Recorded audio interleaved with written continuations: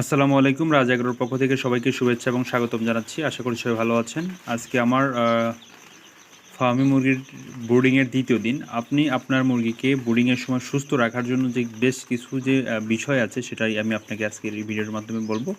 সেটা হচ্ছে ১ নম্বরে যেটা লিটারটা হচ্ছে সবসময় পরিষ্কার রাখতে হবে এবং উপরের যে পত্রিকাটা ভিজে দেওয়ার সাথে সাথেই এটাকে চেঞ্জ করে ফেলতে হবে। হ্যাঁ, এটাকে উল্টায় দেওয়া কিংবা হচ্ছে এর উপরে আরেকটা পত্রিকা দেওয়া এটা কিন্তু হবে না। হ্যাঁ, অন্য একটা পত্রিকা দিলে শুকনা পাইলো, কিন্তু ভিতরের যে আপনার ময়লা বা ওদের যে মলমূত্র থাকলো সেটা কিন্তু ভিতরেই থাকলো, ওটা থেকে কিন্তু একটা গ্যাস তৈরি হয়। এইটা আর লাইট, হ্যাঁ, এই ব্রুডিংয়ের লাইটের উচ্চতা এবং তাপমাত্রায় দেখেন আমার এখানে একটা থার্মোমিটার আছে, এটা ইউজ করবেন এবং এর সুনির্দিষ্ট কিছু টেম্পারেচার আছে, এগুলো লক্ষ্য করে আপনি যদি আপনার মুরগিকে ব্রুডিং করতে পারেন এবং কিছু ভ্যাকসিন আছে এবং ওষুধ আছে এগুলোর সাথে খাওয়াইতে পারেন, তাহলে আপনার 100% আপনার মুরগি ইনশাল্লাহ সুস্থ থাকবে।